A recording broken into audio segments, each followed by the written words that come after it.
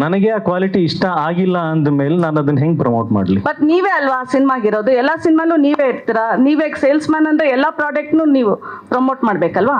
ಸರಿ madam, manufacturer first ಇದು gold ಅಂತ ಕೊಡ್ತಾರೆ, ನಾನು ಗೋಲ್ಡ್ ಹೌದಾ ಒಂದ್ಸಲ ಹಾಕೊಂಡು ನೋಡ್ತೀನಿ ಅಂತ ಆದ್ಮೇಲೆ ಅದು ರೋಲ್ಡ್ ಗೋಲ್ಡ್ ಆಗ್ಬಿಟ್ರೆ ನಾನು ಅದನ್ನ ಹೆಂಗ್ ಮಾರ್ಕೆಟಿಂಗ್ ಮಾಡಲಿ? ಬಟ್ ನೀವು ತಗೊಂಡ್ಬೇಕಾದ್ರೆ ರೋಲ್ ಗೋಲ್ಡ್ ಅಂತ ನೀವು ಥಿಂಕ್ ಮಾಡಿ ತಗೋತೀರಾ. ಹೌದು, ನನಗೂ ಹಂಗೆ ಹೇಳಿರ್ತಾರೆ ಇದು ಗೋಲ್ಡ್. ನಾವು ಈಗ ನಾನು ಅವ್ರಿಗೆ ಗೊತ್ತಿರುತ್ತೆ ಬೆಸ್ಟ್ ಸೇಲ್ಸ್ ಮ್ಯಾನ್, ಈ ಗೋಲ್ಡ್ ಇವನ್ ಹಾಕೊಂಡು ಈ ಪೆಂಡೆಂಟ್ ಇವನ್ ಹಾಕೊಂಡ್ರೆ ಸೇಲ್ ಆಗತ್ತೆ.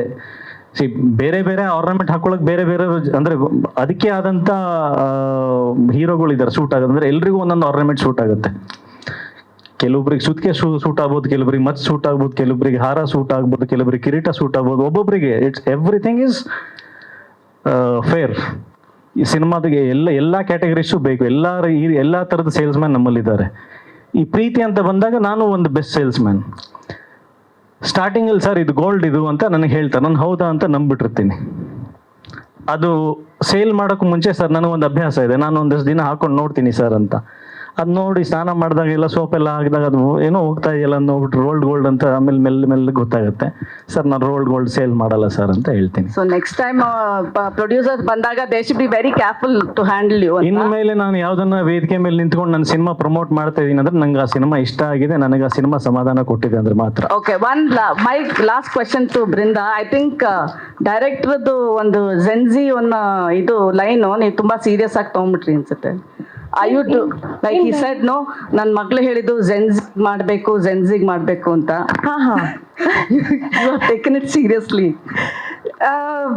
ಫಾರ್ ಶೋರ್, ಅಫ್ಕೋರ್ಸ್ ಕತೆ ಶಿವ್ ತೇಜಸ್ ಸರಿಂದೇನೆ, ಅವರು ಮಗಳಿಂದ ಇನ್ಸ್ಪಿರೇಷನ್ ತಗೊಂಡು ಕಥೆನ ಬರೆದ್ರು. ಬಟ್ ನಾವು ಈ ಸಿನಿಮಾನ ಎಲ್ಲ ಏಜ್ ಗ್ರೂಪಿಗೋಸ್ಕರ ಮಾಡಿರೋದು ಮ್ಯಾಮ್. ಅಫ್ಕೋರ್ಸ್ ಅಮೋರ ಮೇ ಫೀಲ್ ಲೈಕ್ ಜೆನ್ಜಿಗೋಸ್ಕರ ತುಂಬಾ ಅವ್ರನ್ನ ಅಟ್ರಾಕ್ಟ್ ಮಾಡೋದಕ್ಕೋಸ್ಕರ ಮಾಡಿದೀವಿ ಅಂತ ಅನಿಸ್ತಾ ಇರ್ಬೋದು. But as a whole cinema ಅಂತ ತಗೊಂಡ್ರೆ ಅಪ್ಪ ಅಮ್ಮ ಅಜ್ಜ ಅಜ್ಜಿ ತಂಗಿ ಅಣ್ಣ ಮಕ್ಕಳು ಎಲ್ಲರ ಜೊತೆಗೆ ಕೂತು ನೋಡುವಂತ ಸಿನಿಮಾ ಇದು. ಅಜಯ್ ಸರ್, ಸರ್ ಸಿನಿಮಾ ನೋಡಿದಾಗ ತುಂಬಾ ಗ್ರ್ಯಾಂಡ್ ಆಗಿ ಕಾಣ್ತಾ ಇದೆ ಸಾಂಗ್ ನೋಡಿದಾಗ. ಹಾ ಸರ್. ಸೊ ಈ ಬಜೆಟ್ ರಿಕವರಿ ಹೆಂಗೆ ಸರ್? ಯಾಕಂದ್ರೆ ನಿಮ್ಮ ಯುದ್ಧ ಕಾಂಡದ ಸ್ಯಾಟಲೈಟ್ ಇನ್ನೂ ಹೋಗಿಲ್ಲ ಅಂತ ಒಂದು ಮಾತಿದೆ. ಈಗಿರುವಾಗ ಯಾವ ತರ ಸರ್ ಬಜೆಟ್? ಅಲ್ಲ, ನಮ್ಮ ನಿರ್ಮಾಪಕರು ಒಂದು ಅದ್ಭುತವಾದಂಥ ಮಾತು ಹೇಳಿದರು, ಹಿ ಈಸ್ ಎ ಹೀರೋ. ನನ್ನ ಮೊದಲನೇ ಸಿನಿಮಾ ಎಕ್ಸ್ಕ್ಯೂಸ್ ಮೀ, ನಾನು ಈಗಲೂ ನೆನಪಿದೆ, 365ನೇ ದಿನ ಏನೋ ಇತ್ತು. ಆನಂದರಾವ್ ಸರ್ಕಲ್ನಿಂದ ಹಿಡಿದು ಟಿಲ್ ತ್ರಿವೇಣಿ ಥಿಯೇಟರ್ವರೆಗೂ ರೋಡ್ ಬ್ಲಾಕ್ ಆಗಿತ್ತು. 365ನೇ ದಿನ.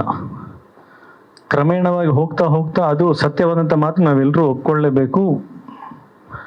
ಆ ಥಿಯೇಟ್ರಿಕಲ್ ಕ್ರೇಜ್ ಸ್ಲೋಲಿ ಇಳಿತಾ ಬಂದು ಎಷ್ಟೋ ಬೆರಳೆಣಿಕೆ ಎಷ್ಟಾಗಿದೆಯೋ, ಅಥವಾ 100 ಆಗಿದೆಯೋ 1000 ಆಗಿದೆಯೋ ಅವನಿಗೆ ಗೊತ್ತಿಲ್ಲ. ಅಂದ್ರೆ ಆಡಿಯನ್ಸ್ ಏನ್ ನೋಡಿ ಅವನಿಗೆ ನಂಬಿಕೆ ಬರುತ್ತೆ ಈ ಸಿನಿಮಾ ಚೆನ್ನಾಗಿದೆ ಅಂತ ಬರ್ತಾನೆ.